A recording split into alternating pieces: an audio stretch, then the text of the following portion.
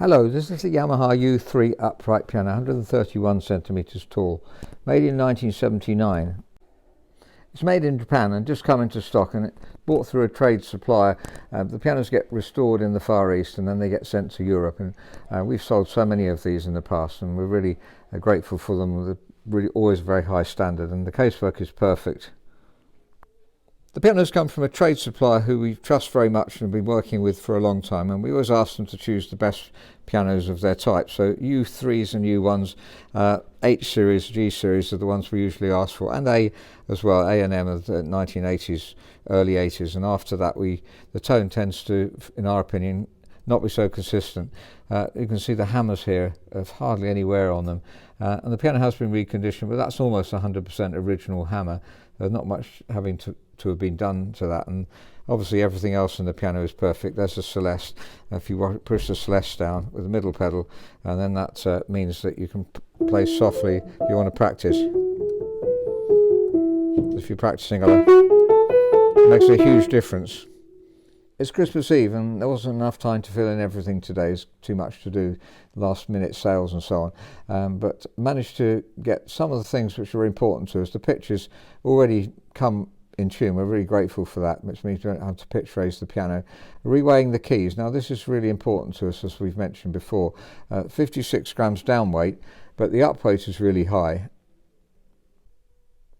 It's actually, if anything, slightly more than 56 grams. It's got 58 grams here, and just tapping the bass, if you tap to overcome the initial inertia, and it does go down at 58 grams. So it's not because the key needs lubricating. Very often the keys need lubricating. You can tell that by lifting them up and they don't go down again, and that will help to reduce the weight. But slightly high, and not too high there if you seriously want to study, and it helps your fingers.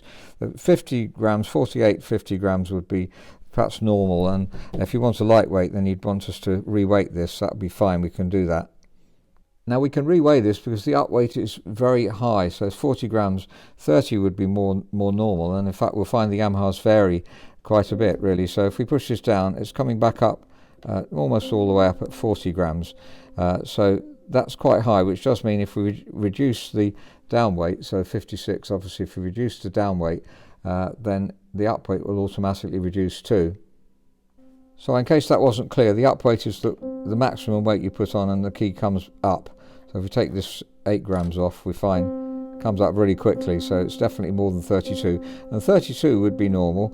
In fact, we have one of the Yamahas about 24, I think. This is another Yamaha U3 that's coming at the same time, excellent piano.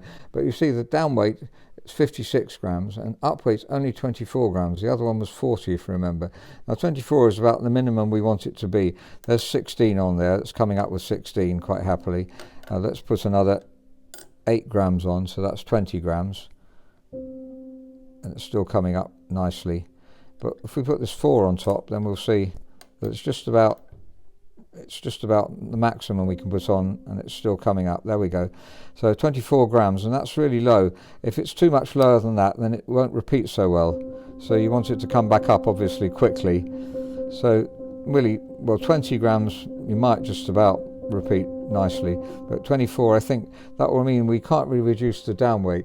Now if you want to study piano, this is ideal because it's nice to have low up weight, so it would be an excellent piano for you. So going back to the piano we're assessing, there's a lot of scope there for reducing the down weight if you did want it lighter.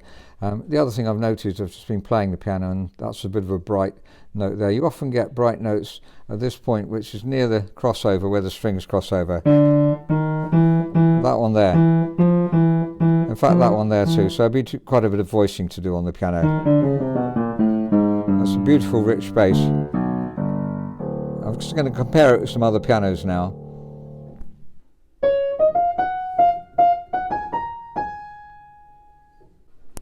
Here's the other U3 made in 1976.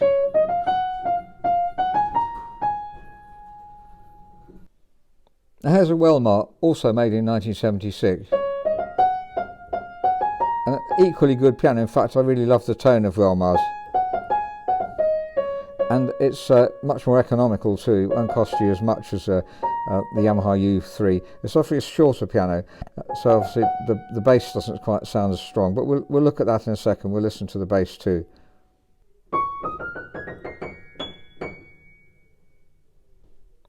and the 1976 Yamaha.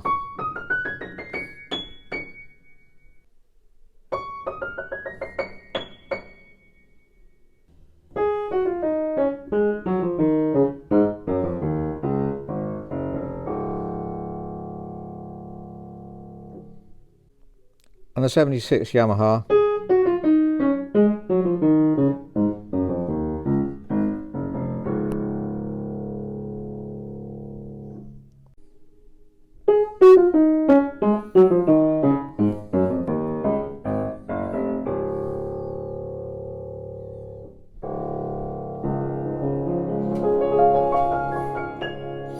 So that's a Yamaha U3 1979, just come into stock, along with some others as well, and we're really pleased with them all. They've supplied some beautiful pianos for us.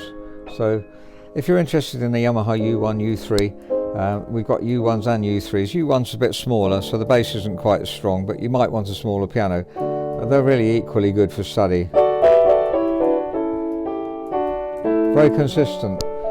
Of course, they have to be chosen well in Japan, and they have to be reconditioned, and ones that haven't been that used.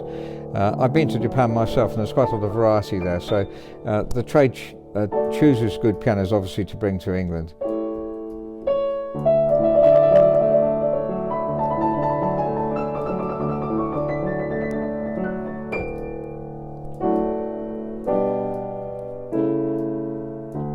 So if you're interested in the piano, please do write to info@robertspianos.com. Thank you very much for listening.